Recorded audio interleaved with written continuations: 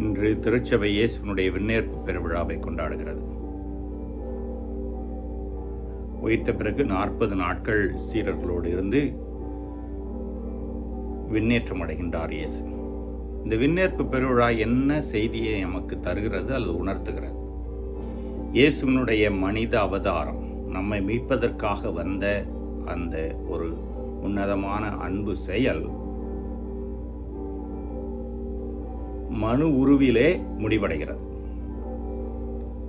கடவுள் தன்மையில் இருந்தவர் மனிதராக வருகிறார், திரும்பி தொடர்ந்து கடவுளாக இருக்கிறார்.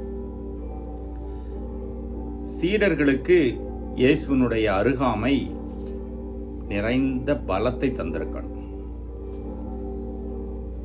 இதற்கு பிறகு அவர்கள் கற்றுக்கொண்டதை, அவர்கள் இயேசுவிடமிருந்து பெற்றுக்கொண்டதை வாழ வேண்டும். அந்த பணியினுடைய தொடக்கமும் இதுதான். தூயாவியானவருக்காக காத்திருக்கிறார்கள். தூயாவியானவர் வருகைக்கு பிறகு இயேசு தொடங்கி வைத்த அந்த பணியை தொடர்கிறார்கள். இன்றும் நடந்து கொண்டுதான் இருக்கிறது. இயேசுவினுடைய மனித அவதாரத்திற்காக, கடவுளுடைய அன்பு இயேசு வழியாக வந்ததற்காக நன்றி சொல்வோம். இந்த தொடர்பணியிலே நீங்களும் நானும் ஒரு அங்கம் என்பதையும் உறுதிப்படுத்திக் கொள்ள வேண்டும். உலகமெங்கும் சென்று நற்செய்தி அறிவியுங்கள் என்று இயேசு சொன்ன பொழுது, இயேசு வழியாக பெற்றுக்கொண்டதை நாம் பிறருக்கு கொடுக்க வேண்டும்.